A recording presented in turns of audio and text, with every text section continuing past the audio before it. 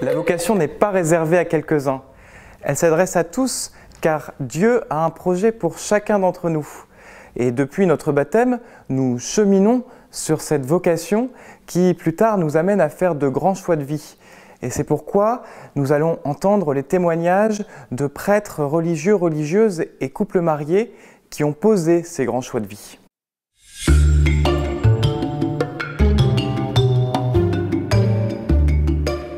J'ai envie de parler de deux amis qui ont été très marquants dans mon parcours, deux collègues de travail. On faisait partie de la même équipe commerciale dans un groupe américain. On était tous motivés par les mêmes objectifs de rentabilité, de chiffre d'affaires, de compétition. Et ces deux amis, à 2 jours d'intervalle, Youssef et Anthony m'ont posé la même question. « T'as jamais envisagé d'être prêtre ?» Alors, ils n'imaginaient pas en me posant cette question à quel point ça allait bouleverser ma vie, parce que quand ils posaient cette question, ils pensaient que j'avais définitivement fait un choix, j'étais engagé dans la vie professionnelle, ils connaissaient mes ambitions, mon désir de fonder une famille, mon amour du confort, des bons restaurants, des voyages. Et donc ils se disaient, maintenant c'est trop tard. Sauf que cette question, je me la posais depuis que j'avais 17 ans, et puis elle est revenue, encore une fois, jusqu'au moment où je me suis dit, si eux se posent la question pour moi, il faut que j'y apporte une réponse. Moi, j'ai été très marqué par un moine qui me disait, tu sais Thierry, tant que tu n'auras pas pris une décision, le Seigneur, il ne te laissera pas tranquille, il ne te lâchera pas. Et je pense souvent à cette parole du Père Varillon qui disait, vous savez, dans la vie, il n'y a qu'une seule chose qui soit importante, ce sont les décisions que vous prenez. Tout le reste n'est que bourre et charpie. Eh bien, j'aime bien redire ça aux jeunes, qui sont parfois un peu paralysés devant une décision qui va engager leur vie. Voilà. La réponse à une vocation, c'est la succession de plein de petites décisions, pour enfin prendre la grande décision. Et le risque, ce n'est pas de se tromper, ce n'est pas le risque majeur, c'est surtout de ne pas prendre de décision. Alors il y a eu pas mal de signes, mais peut-être que ce qui a été le moment charnière, c'est à un moment donné, quand j'étais en retraite dans une abbaye, on nous a proposé de méditer sur un passage de l'évangile de Marc, la rencontre de Jésus avec Bartimée. Et 100 fois, j'avais demandé au Seigneur, mais Seigneur, si tu veux que je sois prêtre, donne-moi un signe clair, moi je suis disposé, mais que veux-tu que je fasse pour toi ? Et puis en méditant sur le passage de la rencontre de Jésus avec Bartimée, j'entendais cette question que Jésus posait à Bartimée, que veux-tu que je fasse pour toi ? Donc il y avait une espèce de renversement de la question.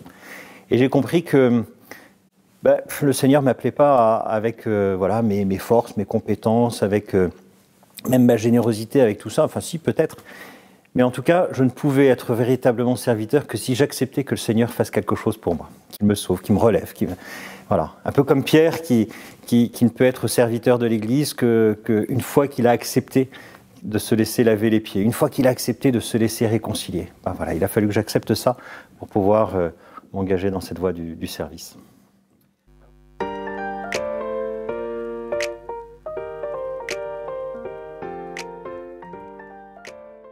C'est un choix qui a été difficile à poser, qui a pris beaucoup de temps en fait.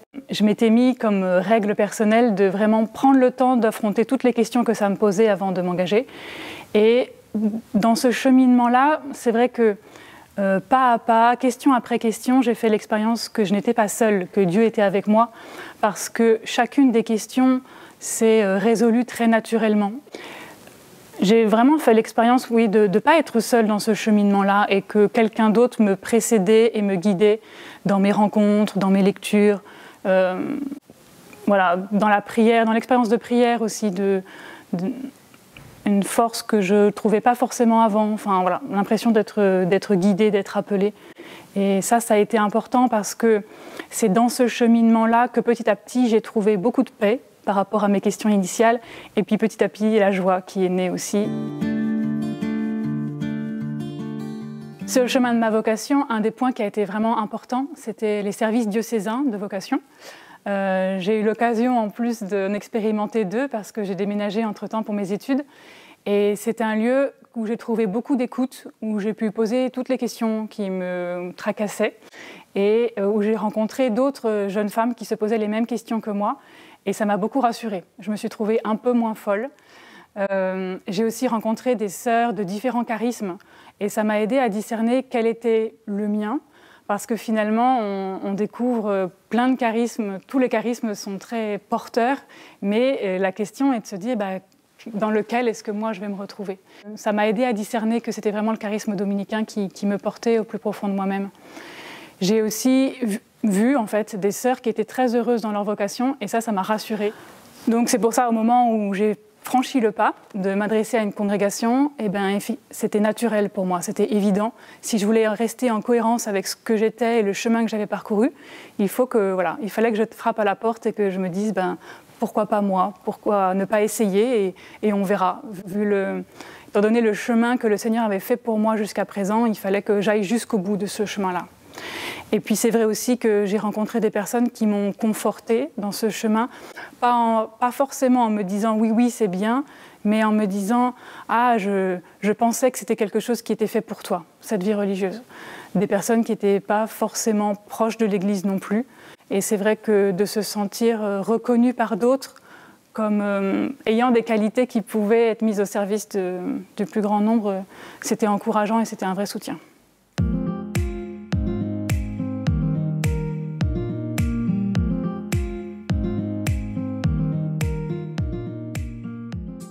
À l'adolescence, je ne sais pas pourquoi, mais la figure de Saint Paul et Saint François Xavier sont des figures qui me parlent. Sortir, aller loin, ne pas avoir peur, puis cette espèce de conviction très forte que le Christ a apporté quelque chose à tout le monde. Et il me semble, la vocation, c'est écouter la petite voix de la vie, de la joie qui coule. Et ça, on va dire, en tout cas, comme jésuite, c'est ça que j'essaie d'écouter dans ma vie, puis c'est ça que j'essaie d'écouter en accompagnement. Et c'est ça que je peux essayer de leur faire nommer. Mais tu me dis ça, puis là je te sens pas très très paisible quand tu dis ça. Ou inversement, là tu as vraiment un grand sourire quand tu dis ça. Et voilà, je dirais qu'une vocation, elle se dessinera du côté de ces sourires et ces joies qui sont présentes dans leur vie. Mais ça ne m'appartient pas.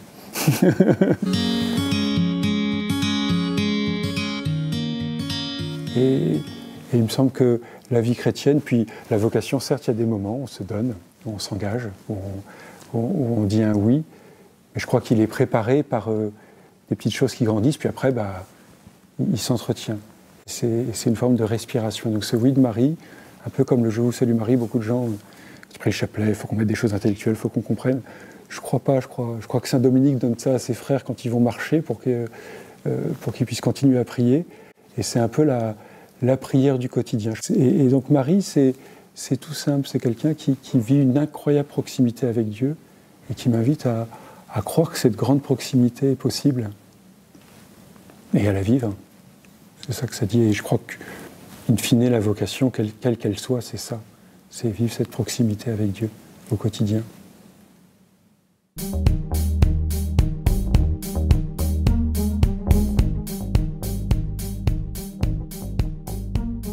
Est-ce qu'être marié, c'est une vocation?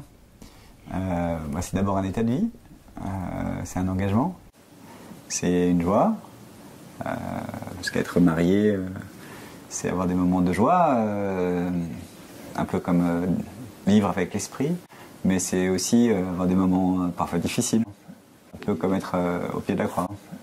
Pour moi, la vocation également de la vie mariée, de la famille, c'est une vocation d'accueil des plus petits, d'accueil des plus faibles. Et cette cellule familiale que nous formons, qui est solide, qui est aussi des moments de paix entre nous, nous avons cette vocation-là, c'est de l'ouvrir à ceux qui ont besoin aussi de cette paix, de cette joie que nous avons.